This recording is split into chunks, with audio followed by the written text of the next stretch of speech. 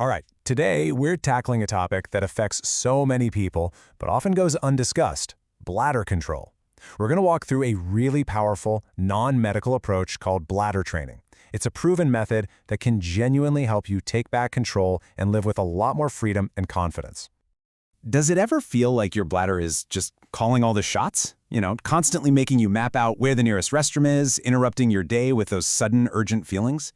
It's frustrating, it's exhausting, but you are definitely not alone. And the best part is, there's a structured way to fight back.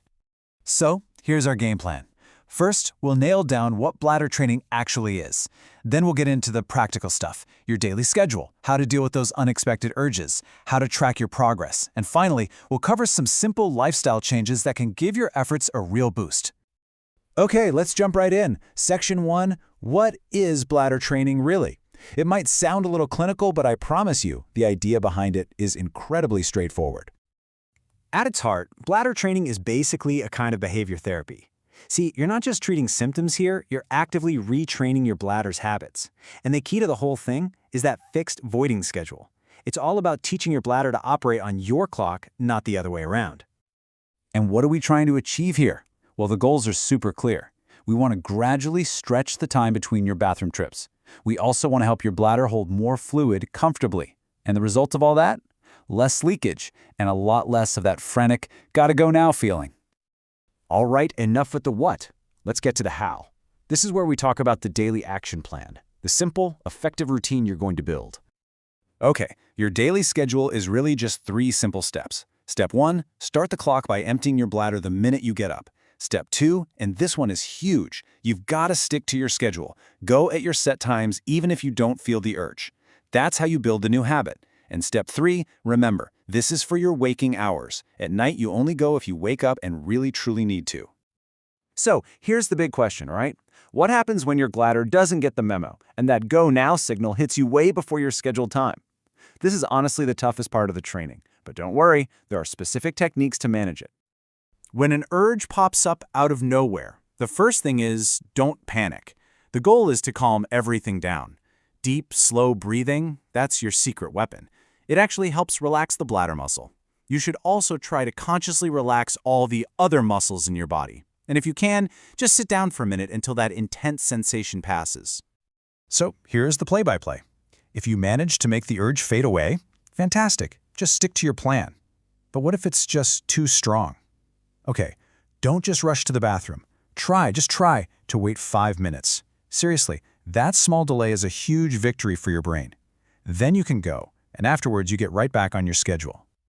Now, this isn't a quick fix, right? It's a gradual journey. So how do you level up? How do you actually build on your success week after week? Let's take a look. The magic word here is gradually. Once you get comfortable with your starting schedule for a week or so, you just nudge it a little bit. We're talking 15-minute increments each week. That's it. It's such a small change that your bladder can adapt easily, but over time, those little changes add up to something big. So here's what the whole journey kind of looks like. Week 1 is all about finding and establishing your baseline. Then, for the next month or so, you're in the building phase, adding those 15-minute blocks. The final weeks are all about practice and refining, really cementing that new habit. The ultimate goal for most people is to reach a comfortable 3 to 4 hour interval, which usually takes about 6 to 12 weeks. And listen, this is so important to remember. Progress is never a perfect straight line. You are going to have good days and you're going to have bad days. That is completely normal. The key is to not get discouraged and to just stick with it. Pretty soon you'll find the good days start to far outnumber the bad ones. Okay, so think of your bladder training schedule as the engine of a car. These lifestyle changes, they're like the premium fuel that makes that engine run smoothly and efficiently.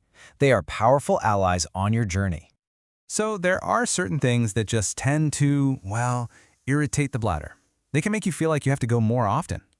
The usual suspects are things like alcohol and caffeine, but for some people, spicy foods and even smoking can make your training harder than it needs to be. And it's not just about what you're consuming. Other things can put physical pressure on your bladder too. For example, constipation and carrying excess body weight can literally press on your bladder, which doesn't help. High-impact exercises can sometimes cause issues. And if you have diabetes, keeping your blood sugar stable is a huge help for nerve and bladder health. Okay, here is a game changer. A real pro tip. Doing your pelvic muscle exercises. You've probably heard of them as Kegels. Every single day will speed up your success. Think of it this way. Bladder training retrains the command center, your brain. Kegels strengthen the muscles on the front line.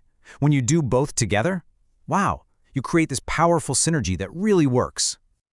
So, let's boil it all down. What are the big things to remember? Number 1, bladder training is a real, structured plan that actually works. Number 2, consistency beats perfection every single time. Don't let a bad day throw you off course. And number 3, remember that all those supportive lifestyle habits can make a huge difference.